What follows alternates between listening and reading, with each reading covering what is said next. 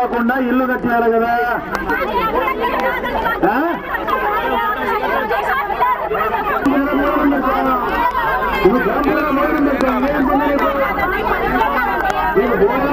క్యాంపుగా ఇల్లు లేదనుకుంటే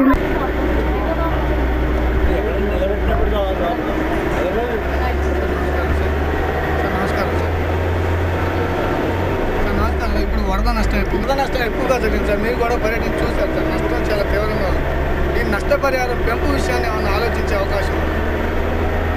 పోయిన సంవత్సరమే ఈ విధంగా ముంపులకు గురైన ప్రాంతాల్లో ఇంతకుముందు ఇస్తున్న దానికంటే 25% పెంచాం.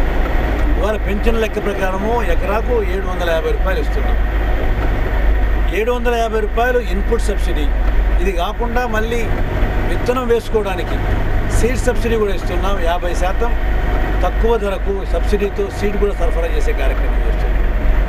ఈ రెండు కూడా కాకుండా ఎక్కడైతే పైరు దాదాపు చేతికి వచ్చి ఉంటుందో ఆ చేతికొచ్చిన పైరుకు ఇన్సూరెన్స్ తెప్పించే ఏర్పాటు కూడా చేస్తాం.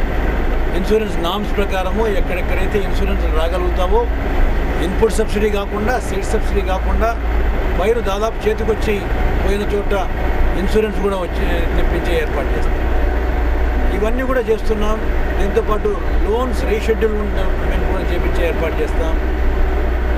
ఇవన్నీ చేసి రైతాంగాన్ని ఆదుకునే పద్ధతుల్లో ఆదుకునే విషయంలో ఏమాత్రం ప్రభుత్వం వెనకాడు సార్. అంటే ఇప్పుడు ఈ ప్రాంతంలో ఎక్కువగా కౌలు రైతులు, ఏ రైతు కూడా 2.5 ఎకరాలకు లోపున్న రైతులు సార్ ఎక్కువగా ఉన్న రైతులు వాళ్ళకి ఎక్కువగా నష్టం జరుగుతుంది సార్. మీరు 2.5 ఎకరాల వరకే లిమిట్ పెట్టారు. దీని ఏమన్నా అవకాశం ఉంది సడలింపు?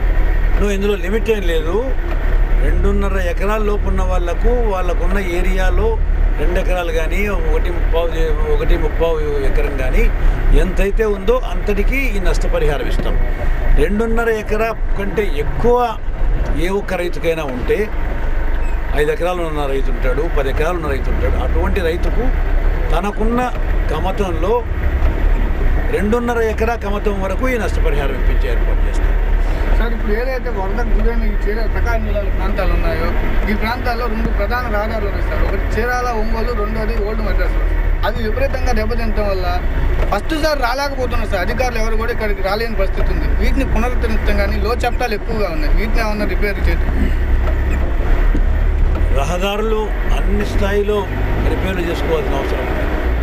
ఓల్డ్ మెడ్రాస్ రోడ్డు కానివ్వండి, అది కాకుండా ఇది మామూలుగా చీరాల బాపట్ల రోడ్డు కానివ్వండి,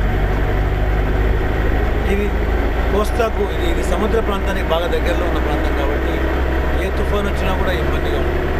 ఇది పూర్తి స్థాయిలో కూడా ఎక్కడెక్కడైతే రిపేర్లు అవసరమో ఆ రిపేర్లు చేయించే కార్యక్రమం తప్పకుండా చేస్తుంది.